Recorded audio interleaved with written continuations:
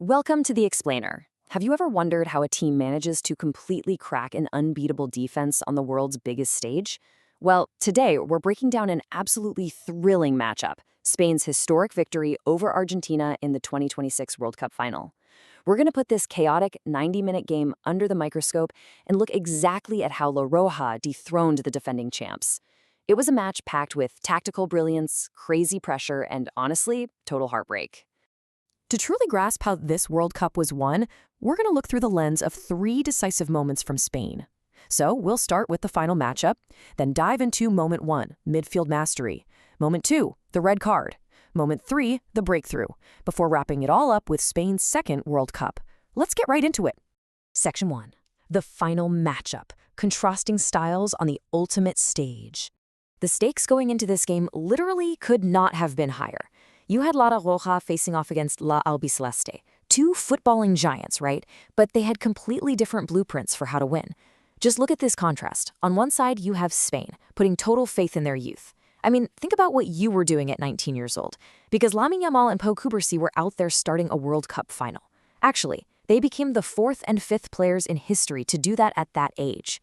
And on the other side, Argentina's battle-tested experience. You had absolute seasoned veterans like Lionel Messi and Amy Martinez gunning for back-to-back titles, rolling out a starting lineup featuring 8 of the exact same players who won in Qatar 4 years earlier. It was a classic tale of fearless youth versus hardened experience. Now, despite Spain's kids running the show and controlling possession early on, Argentina stubbornly hung around. And the reason why can basically be summed up in one number, 11. Goalkeeper Emiliano Martinez was an absolute brick wall out there.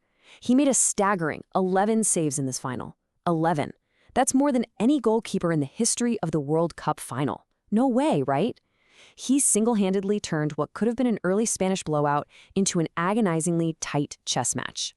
Which brings us to part 2, Moment 1, midfield mastery, stretching the field. So how did Spain actually begin to dictate the narrative against that stubborn Argentine defense? Well, it was all about tactical control. Everything ran through Rodri in the middle of the park. He was orchestrating the tempo like a maestro. Meanwhile, Dani Olmo was intelligently finding these tiny gaps, just constantly drifting off the shoulder of Argentine midfielder Enzo Fernandez, causing total confusion. Spain used this relentless, quick ball movement, one touch, one touch, one touch, using guys like Fabian Ruiz to keep the drive alive. By spreading the Argentine defense incredibly wide, they just exhausted them, physically and mentally. Like the commentator said, Spain spreads you wide, and then boom, they hit you right up the gut. They completely forced Argentina into a desperate, scrambling shape at the back. And just how relentless was this Spanish pressure? Try 7. At one point, Spain won 7 consecutive corner kicks. 7! They were just constantly turning the screw on the Argentine defense. Every attack found a little more space, slightly quicker ball movement, and they were winning the ball back almost instantly. Argentina literally could not breathe. It really felt like it was only a matter of time before this Spanish pressure completely broke them.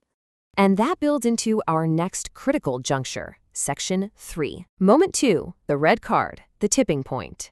With all that pressure, all those corners, all those threaded passes, eventually something had to give. Here's the exact sequence of how that Spanish passing finally broke Argentina's discipline. First minute of this turning point, Enzo Fernandez, who was already on a yellow card from earlier, by the way, is just getting super frustrated by Spain's quick one-touch passing.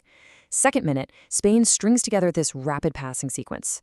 Third minute, Fernandez completely overcommits. He absolutely didn't need to go into this challenge, but his frustration just boils over. He goes flying in, committing a blatant foul on the 19-year-old Pau Cubarsí. The ref makes the totally correct call and pulls out the second yellow. Enzo's day is done, and just like that, Argentina is suddenly down to 10 men in a World Cup final. So this leaves us with a massive question. With a man advantage, could Spain finally break through Martinez's brick wall? They had all the momentum, but man, the anxiety was palpable. Just imagine the nerves on the Spanish bench. Historically, Spain has struggled mightily in shootouts. They'd lost their last 3 at a World Cup and only won 1 of their last 5. The absolute last thing they wanted was to face a keeper who had already made double-digit saves in a penalty shootout. They had to capitalize on this momentum shift right here, right now. Which means we've reached the third and most vital decisive moment. Section 4, Moment 3, the breakthrough, the climactic goal. Let's step through the exact mechanics of how this historic, tournament-winning goal unfolded. Step 1, a ball comes in from deep and just hangs up high in the air inside the box. Step 2, Nico Williams, who honestly had been an absolute nightmare for the defense all game, does incredibly well to wrestle his marker at the back post and knock the ball down into a super dangerous area. And step 3, the late run of Ferran Torres. He watches the ball the whole way, sets his body perfectly, and just fires it. Goal! Spain takes the lead. It fires right past Emi Martinez into the back of the net. The sheer relief and pure excitement exploding from the Spanish bench and the fans was unreal.